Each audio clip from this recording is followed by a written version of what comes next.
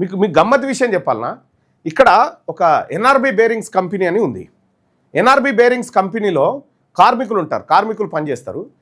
అక్కడ కాంగ్రెస్ పార్టీ అనుబంధ సంఘం ఓ రెడ్డిని నిలబెట్టింది, చాలా చిన్నోడు, ఓ రెడ్డిని నిలబెట్టింది. రెడ్డిని నిలబెడితే ఆ రెడ్డి ఏం చేసిండు, తీన్మార్ మల్లనగా నేనే నిలబడ్డా. ఆ కంపెనీలో నేనే అధ్యక్షుడిగా పోటీ చేసిన.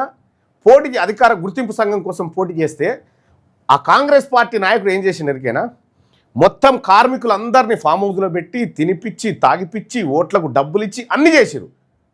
అన్నీ చేస్తే నేను ఒకటే చెప్పిన, నేను గెలిస్తే ఏం చేస్తాననేది వాళ్ళకి చెప్పేసి వచ్చిన. మళ్ళీ అటెంకాల పోలే. కానీ ఆ కాంగ్రెస్లోని సొమ్ము తిన్నరు, తాగినరు, అన్నీ చేసిరు.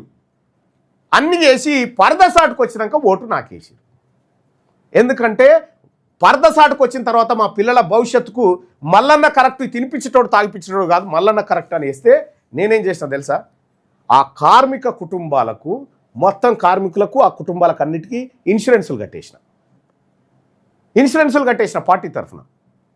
ఇవాళ వాళ్ళకి ఏమైనా పొరపాటు జరిగితే, వాళ్ళు ఎవరైనా చనిపోతే, గాయాలైతే వాళ్ళ కుటుంబాలకు ఆర్థిక స్వాతంత్రం దొరుకుతుంది. ఎక్కడైనా హాస్పిటల్కి పోతే వాళ్ళ ట్రీట్మెంట్ జరుగుతుంది.